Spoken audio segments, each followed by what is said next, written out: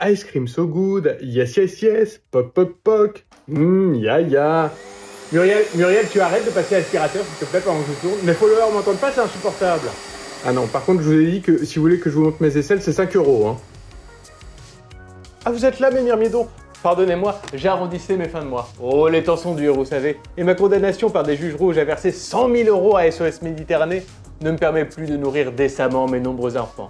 Mais bon, lorsque leurs petits ventres crieront famine, je leur dirai que c'est pour l'Afrique et au fond, je suis sûr que ça les satisfera.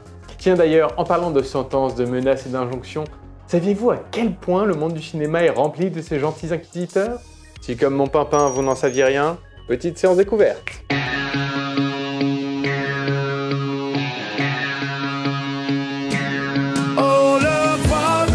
Son cinéma, il va défoncer tout ce qui va pas. Oui, le VOD fait son cinéma. Certains d'entre vous l'ont peut-être remarqué depuis quelques années, il est de bon ton dans le monde du divertissement de se prosterner devant la grande déraison. Ceci dans la crainte très irrationnelle de passer pour un monstre rétrograde et nostalgique de la plus païenne des barbaries. C'est la raison pour laquelle vos films et séries se laissent toujours dépasser par leur gauche et disent amen à tout, pour espérer rester dans le coup comme ces vieux auxquels on a envie d'administrer une claque patriarcale parce qu'ils se comportent comme des ados. Mais avant de commencer, il est utile de rappeler qu'il existe deux types de pression. La première étant celle que les studios s'auto-infligent par conviction ou cynisme.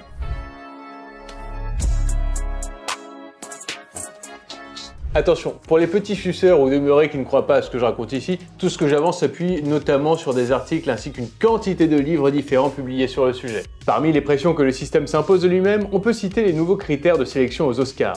En effet, à partir de 2024, Variety nous rapporte que pour la 96e cérémonie du célèbre Sésame américain, les productions candidates dans la catégorie meilleur film devront atteindre un seuil d'inclusion en remplissant au moins 2 des 4 nouveaux critères de diversité. Critère numéro 1. La représentation à l'écran, les thèmes et récits abordés. C'est-à-dire que même si tu fais un film historique sur Vercingétorix, il faut immédiatement filer un rôle à Jean-Pascal Zadi. Peu importe la cohérence historique pourvu qu'on soit dans le camp du bien. Concrètement, des films comme Amadeus, Citizen Kane ou la trilogie du Parrain ne pourraient même pas concourir à ce prix aujourd'hui, car ces inconscients ne respectent aucun de ces critères.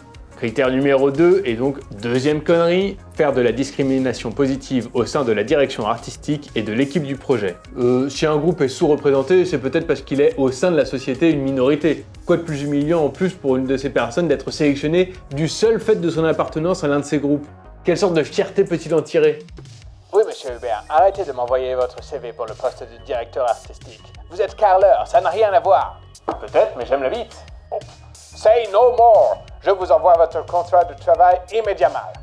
Je pense qu'il faut même d'emblée offrir un Oscar au premier producteur qui engagera un tétraplégique sur un poste de machiniste. Mais non, ce n'est pas un emploi fictif, enfin. Et qui sait, un jour, grâce à ces mesures, on pourra enfin s'enorgueillir d'avoir dans son équipe technique une belle bande de bras cassés. Critère numéro 3. Les accès et les opportunités dans l'industrie du cinéma.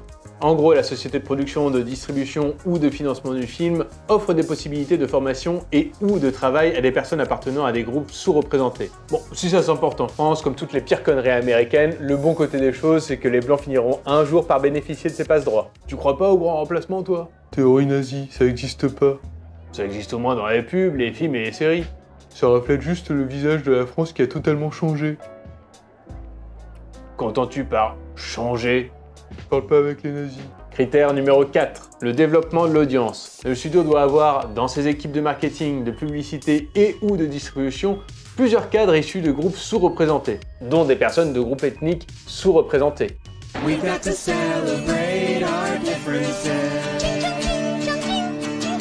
Bon, en tant que chef d'entreprise, je peux vous dire que ce que je cherche avant tout dans ma boîte, ce sont les meilleurs profils. J'en ai rien à foutre du reste. Et ceux qui ont d'autres préoccupations finissent broyés dans un sous-marin pilotable avec une manette de PlayStation sous le poids de leur idéologie débile. Mocheté. En plus, elle est mal élevée.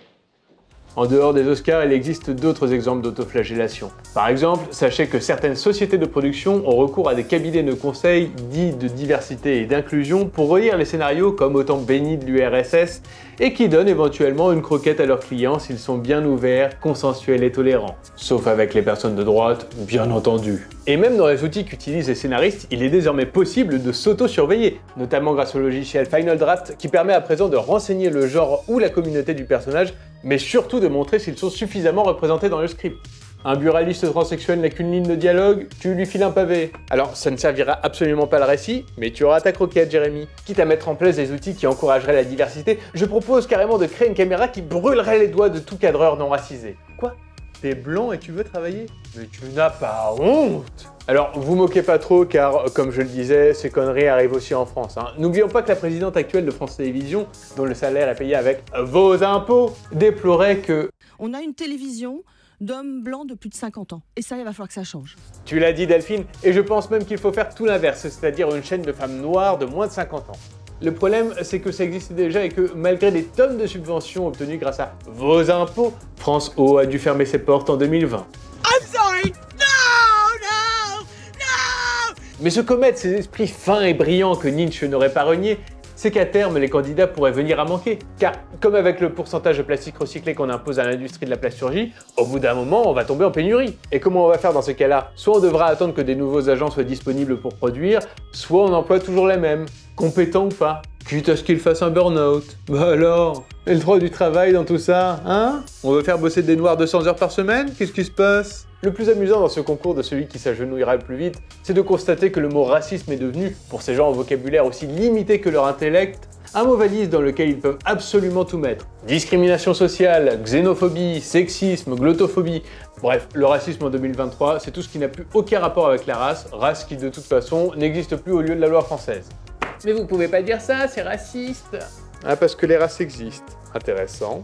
Non, attendez, j'ai un ami homo.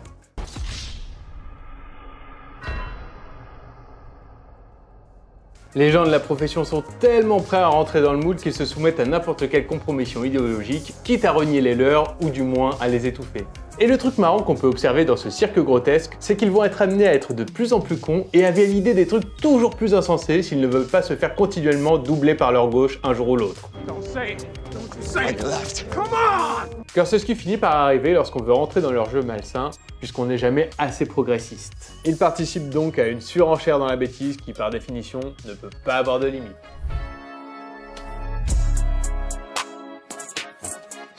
On en arrive au second type de pression, celles qui viennent de l'extérieur et que les studios subissent de la part de ratés qui n'ont que ça à foutre de leur vie de merde. Voici donc quelques exemples de ces combats de petits bourgeois qui s'ennuient. Le British Film Institute a déclaré qu'il ne financera plus les films où les méchants ont des cicatrices parce que c'est stigmatisant. Vous pouvez dire adieu aux antagonistes les plus charismatiques du cinéma comme Dark Vador, le Joker, Freddy Krueger, Bill le Boucher et tous les méchants de James Bond. Dans le film pour enfants Pierre Lapin, l'association Kids with Food Allergies Foundation a sommé le studio Sony de s'excuser à cause d'une scène dans laquelle les lapins attaquent le méchant jardinier à coups de mur parce que celui-ci y est allergique. Hashtag balance ta mur. Sous le feu de critiques de trois clampins qui sont très bruyants sur Twitter mais timides comme des culs dans le monde réel, Marvel Studios aurait cherché pour les éternels un acteur ouvertement gay. Imagine qu'ils aient enfin trouvé l'acteur mais qu'après le tournage il devient hétéro. Tu penses qu'ils vont le virer? Ah non, pourtant c'était dans le contrat, monsieur Clooney, vous devez sucer des bites au moins 10 fois par semaine. Mais c'est de la discrimination, vous faites ça parce que je suis hétéro. Ah non, dans ce cas-là ça marche pas. En 2016, April Ryan, une rédactrice du site Broadway Black, a appelé à propager son mécontentement de voir si peu de noirs à la cérémonie des Oscars en matraquant le hashtag #OscarsSoWhite sur les réseaux sociaux. Parce que, c'est bien connu, le milieu du cinéma américain comme français est contrôlé par d'immondes racistes où l'extrême droite est en terrain conquis. Il n'y a qu'à voir le nombre considérable de films multi-récompensés faisant l'apologie du Ku Klux Klan chaque année. D'ailleurs, l'illustre exploitant de salle AMC n'avait-il pas comme slogan il y a encore 2 semaines « Un ticket vendu, un Renoir pendu » L'association Schleu, qui milite pour qu'il y ait plus d'acteurs en situation de handicap, a reproché à l'actrice Alexandra Lamy de jouer une handicapée alors qu'elle ne l'est pas. Apparemment, ils n'ont jamais ouvert un dictionnaire pour connaître la définition exacte du mot acteur. Ce genre de revendication prend de telles proportions qu'un acteur américain, Todd La Tourette, a avoué s'être coupé le bras droit pour avoir plus de rôles. Donc à tous les comédiens qui depuis 2004 n'ont joué que dans une pub pour Whiskas, lancez-vous. Mais je vais la voir mon Molière, nom de Dieu. Dernier petit exemple pour la route. Suite au renvoi de Gina Carano qui avait critiqué le sectarisme d'Hollywood envers les personnalités de droite, Henry Cavill, qui 7 ans auparavant l'avait chopé dans un bar, s'est fait pourrir sur les réseaux sociaux par une armée de 3 puceaux enragés. Ces derniers, qui n'ont jamais chopé personne et possèdent un physique diamétralement opposé à celui de Cavill, en tant que gros consommateurs de sucre et de streaming, ont crié sur tous les toits qu'ils ne regarderaient plus les séries ou films dans lesquels l'acteur apparaît, invitant par leur regard aussi réprobateur que globuleux les autres abonnés à en faire de même. Je pense qu'ils ne vont pas assez loin, qu'ils devraient aussi faire un procès à tous ces ex du collège.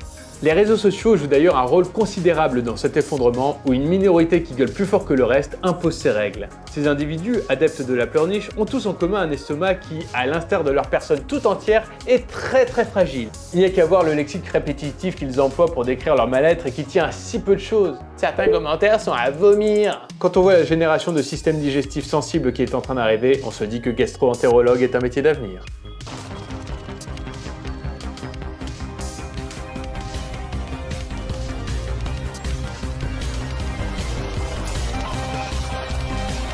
Bref, avec toutes ces revendications qui militent pour plus d'inclusion, j'ai hâte de voir enfin un Superman noir, ouvertement gay et tétraplégique qui tombe amoureux d'un trisomique musulman.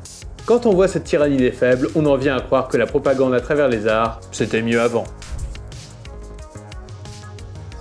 En tant que personne cataloguée à droite, on me reproche souvent de mépriser le social. Ce qui est grotesque, la preuve. Une des mesures les plus urgentes à prendre dans ce domaine et pour laquelle je milite régulièrement à travers mon association, parce que c'est important et qu'il est inadmissible que des gens qui en souffrent ne soient pas encore pris en charge, c'est d'enfin reconnaître le gauchisme comme une maladie mentale. Il est en effet intolérable qu'à notre époque, on laisse encore ces gens en détresse psychologique dans la nature, sans aide ni soin.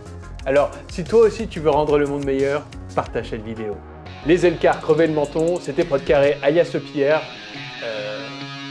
Oui.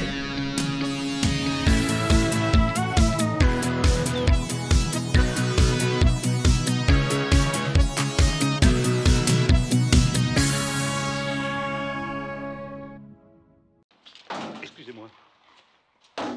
Ne vous excusez pas, ce sont les pauvres qui s'excusent. Quand on est riche, on est désagréable.